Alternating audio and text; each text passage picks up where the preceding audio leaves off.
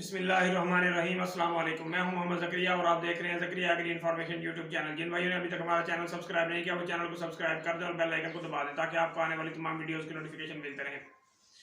आज हम बात करते हैं हाइब्रिड धान की एक नई किस्म के बारे में जिसे मार्केट में आए हुए ज़्यादा अरसा तो नहीं गुजरा, 1-1.5 साल गुजरा है, लेकिन वो एक ऐसी लाजवाब किस्म है कि उस किस्म से ज़्यादा पैदावार इस टाइम पाकिस्तान में मौजूद हाइब्रिड में से कोई और नहीं दे सकती। तारा ग्रुप की एक वैरायटी है ICS 888, ICS 888। इसकी पैदावारी सलाहियत जो है वो तकरीबन 160 मन तक है और ये इतनी पैदावार दे भी सकती है। पाकिस्तान के अंदर इस टाइम जितनी भी हाइब्रिड मौजूद हैं उसमें से किसी भी वैरायटी ने अभी तक 135 से 40 मन को क्रॉस नहीं किया। ये एक ऐसी वैरायटी है जो पैदावार 150 मन आपको यकीनी दे सकती है। आप अगर इसके अंदर फर्टिलाइजर प्लान अपना अच्छा रखते हैं तो ये आपको बहुत ही बेहतर पैदावार देगी। इसके बारे में 2-4 बातें जो हैं वो बहुत ज़्यादा अहम हैं। एक तो ये एक ऐसी फसल है कि ये बिल्कुल नहीं गिरती, गिरने के मुकाबले में इसके अंदर बहुत ज़्यादा जो है वो कुव्वत मुदाफ़त पाई जाती है। इसका तना जो है वो बहुत ज़्यादा मजबूत है। और दूसरी सबसे एक अहम वजह, जब ये टिलर करती है तो जो इसका तना होता है वो गुथा हुआ होता है, खुल नहीं जाता। अक्सर जो हाइब्रिड है उस जब वो टिलरिंग ज़्यादा कर जाता है तो वो साइडों के ऊपर जो है वो गिर जाता है। इसके अंदर जो है बिल्कुल ऐसा नहीं होता।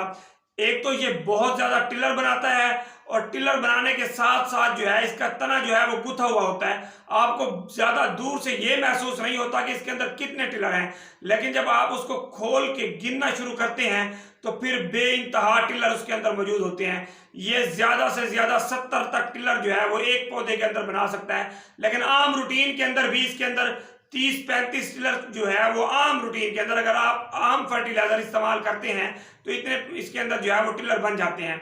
और दूसरी जो इसकी सबसे अहम वजह है पैदावार ज्यादा देने की, इसके एक जो शगुफा है, एक शगुफा सिर्फ एक टिलर के अंदर जो दानों की तादाद होती है वो तकरीबन 400 तक हो सकती है। 250 से लेकर 400 तक इसके अंदर दाने पाए जाते हैं सिर्फ एक टिलर के अंदर। जो है ये इतने दाने जो है लेता है एक टिलर के अंदर और इसका दाना जो है वो मोटा होता है। ये लंबी वैरायटी नहीं है धान, जो मतलब हाइब्रिड की लंबी वैरायटी हैं ये उनमें से नहीं है, बल्कि हाइब्रिड की जो मोटी वैरायटी हैं ये उसमें से एक वैरायटी है।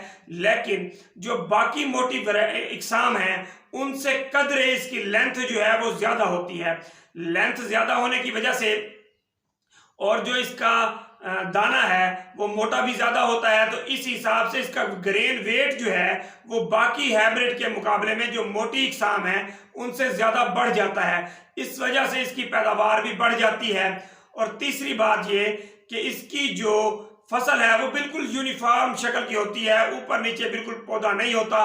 तीसरी सबसे अहम वजह ये है कि ये 105 से लेकर 110 दिन के अंदर जो है वो पक जाता है और 105 से 110 दिन के अंदर बिल्कुल सारा खेत जो है बराबर जो है वो पक जाता है।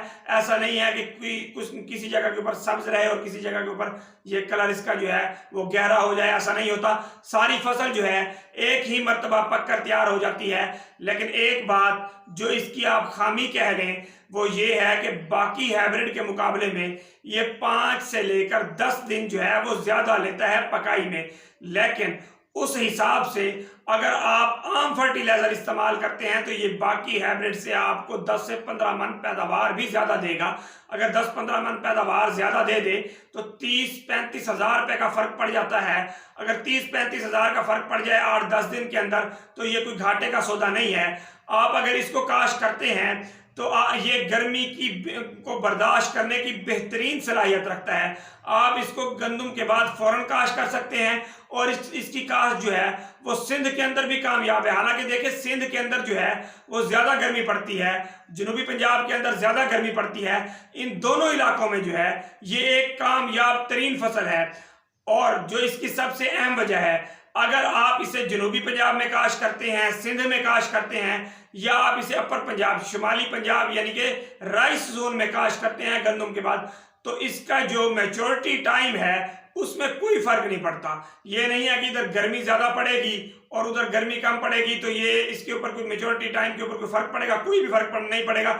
एक दो दिन कह लें तो ये एक और बात है, वरना ये बराबर ही दिन लेता है। 105 दिन के अंदर ये पककर जो है तैयार हो जाता है और उसकी पैदावार जो है जनूबी पंजाब, सिंध और राइस जोन के अंदर बिल्कुल बराबर रहती है। ये इसकी बहुत ही एक बेहतरीन खसूसियत है।